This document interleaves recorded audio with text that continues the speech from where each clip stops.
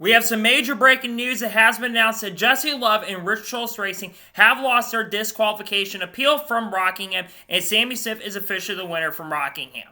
What's going on, guys? It's Daniel, and welcome back to our video. As I just said, we had some pretty massive major breaking news this afternoon, as it has been announced that Jesse Love and Rich Schultz Racing have officially lost their disqualification appeal, and we have Sammy Smith being officially declared the winner at Rockingham. So here's a statement from earlier today.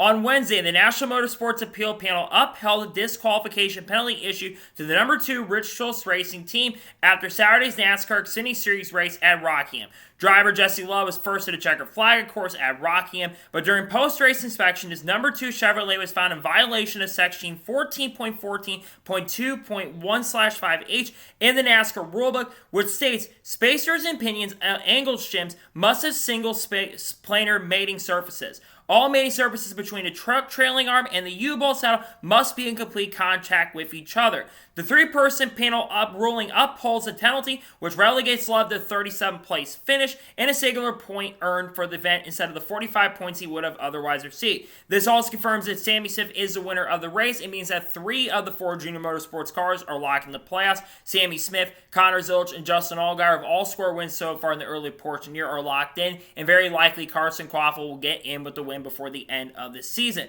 Here's what the National Motorsports Appeal Panel also said. They say, in denying their appeal, they stated, the panel finds that it is more likely than not that there was a violation of 14.1.2 rear suspension 1I/5H. The panel was unable to determine whether violation was intentional or unintentional. The panel finds that the mating surfaces between the truck trailing arm and the U-bolt saddle were not in contact with each other. The 3 people that were on the panel, according to this article, are Bill Moles, Hunter Nickel, and Steve York. Now, when it comes to disqualification appeals, when it comes to that, once a decision is final, they cannot go ahead and appeal and go to a final appeals board because it's only a one-time thing. So this means that Jesse Love will not have the win from Rockingham Speedway with them losing their appeal, which they obviously did appeal to the situation. They have lost. So now the second time we've seen a disqualification appeal lost by a team. We'll go back earlier this year from Daytona International Speedway with Henderson Motorsports. Henderson Motorsports, they had appealed their disqualification penalties. They felt like there was not enough information out there, and they felt like they were not getting directed completely correctly, especially since Chris Carey, who was a crew chief in the number 75 team, was not able to kind of be there to kind of make sure everything was going correctly. He wasn't there because he was, of course, in the infield care, basically in the infield, doing all the media availabilities, and of course they lost that. They got disqualified, they appealed it,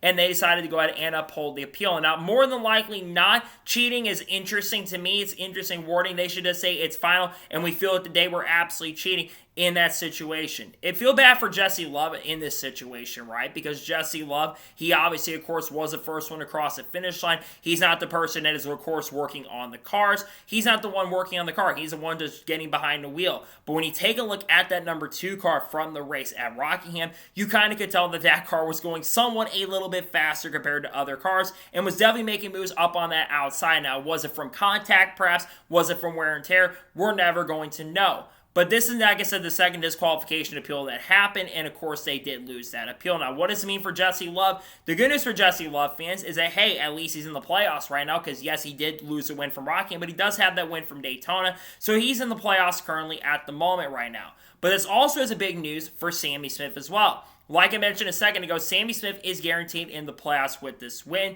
He picked up his 3rd career NASCAR Xfinity Series victory with now 3rd straight season he's gone to victory lane. Of course, he won at Talladega last year and then won at Phoenix in 2023. But Sammy Smith's been having a quite good season, honestly. I know we talked about what happened in Martinsville. He's been honestly having a decent season so far and is in the top 5 in standings right now, which honestly for him is pretty impressive. And not for the big penalty, he'd be sitting second in the standings right now behind his teammate Justin Allgaier. We know the Junior Motorsports cars have been really fast and really strong in the early portion of this season, and I think Sammy Smith's been doing an excellent job early this year.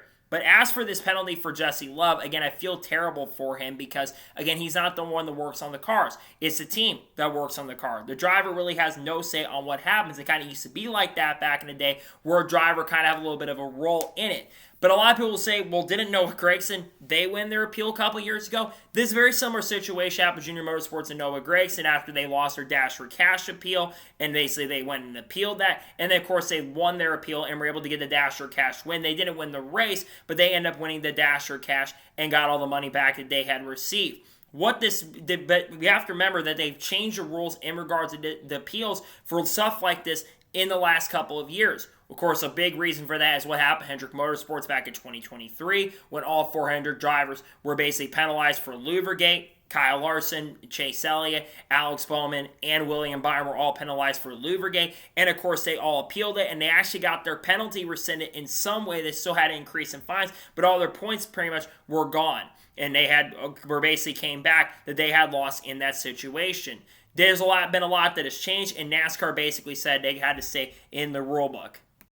Obviously, RCR and Rich Schultz Racing is not going to be really happy about the situation, right? Because they clearly don't think that they deserve this, and that's why they appealed it in the first place. And usually with their statements, they're usually straight to the point in regards to these situations. Again, I do feel bad for Jesse Love because he's not the one that is behind the guys working on the stuff. He's just there driving the race cars. But now for Jesse Love, he'll be going to Talladega Super Speedway, where honestly he might be the favorite to win that. And honestly, I think he could get redemption this weekend, especially after this disqualification. But it's kind of disappointing to see something like this kind of become as big as it is, right? Because Jesse Love, we're all thinking this is his first non-Super Speedway victory, and then all of a sudden you kind of find out of nowhere, oh, he cheated, and his team basically cheated to try to get him a win and victory. So in that situation, I do feel bad for him, because like I've already mentioned, I don't think Jesse Love is at fault for any of this at all. And I saw that he was kind of taking it in stride in some points. You know, he was kind of taking his stride, making jokes with Connor Zilisch. Obviously, they're really good friends. He probably saw on social media with Connor Zilisch putting like 13th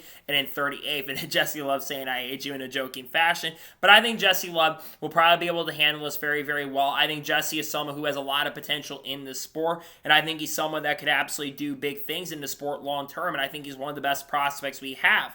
But we've seen other disqualification appeals happen, other disqualifications happen, right? We saw the Eric Jones situation where their team decided not to appeal their disqualification. If I'm not mistaken, Alex Bowman, they got disqualified for weight. They did not appeal it. And we saw Justin Ely, they got disqualified for weight back last year. Coda, they did not appeal. But this is now the second winning disqualification appeal that has basically kind of happened where basically the ruling stands and Jesse Love is no longer the winner of the race. Again, I feel bad for Jesse Love in this situation, but I guess rules are rules. And congratulations to Sammy Smith on being the official winner from Rockingham. But disappointing situation for Jesse Love. There was a chance they could win. I thought maybe with the case for Junior Motorsports, they might be able to win. But obviously the rules have changed in the sport in recent years, and with the new rules of the appeals, it's not shocking and surprising to really see that they lost. I'm not surprised and shocked completely by this ruling, in my opinion.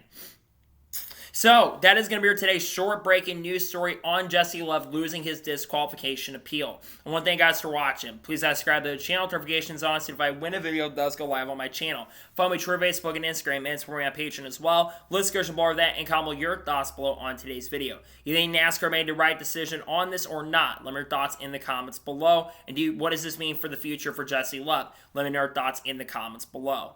Tomorrow on the channel, you're going to be seeing multiple videos. You're going to be seeing the Cup and Xfinity Series Race Fix video for Talladega Super Speedway, and you're also likely going to see the paint scheme video as well. Then on Friday, you should be seeing a NASCAR news video on the channel, and you also should be seeing reactions to Xfinity qualifying. And then on Saturday, we're going to have reactions to Cup qualifying, and we're going to have reactions to the NASCAR Xfinity Series race as well from Talladega Super Speedway. And then on Sunday, we're going to have the Cup race review, the starting lineup video for the Jax Links 500, and we are also going to have the other video maybe for Shane Van Gisbergen, and the Monday we should have a NASCAR news video discussing news over the course of the last couple of days. We got content coming out of people like Haley Deegan, Shane Van Gisbergen, Carl Hurts, Kurt Busch, Kyle Busch, Bubba Wallace, Kyle Larson, Chase Elliott, the Indy 500 test, some Rodney Childers news that came out earlier today, Cletus Safaro, Matt Benedetto, KSI Logan Paul, Donald Trump, all the good stuff, Connor Zilisch, Sam Mayer, Charlotte Creed, you name it, Carson Quaffle as well. We'll talk about all these people on the channel in the coming days and weeks. So anyways, like I said, I want to thank you guys for watching today's episode, and I'll see you guys next time for more great, awesome NASCAR content and other motorsports content on the channel like this. Take care, everybody.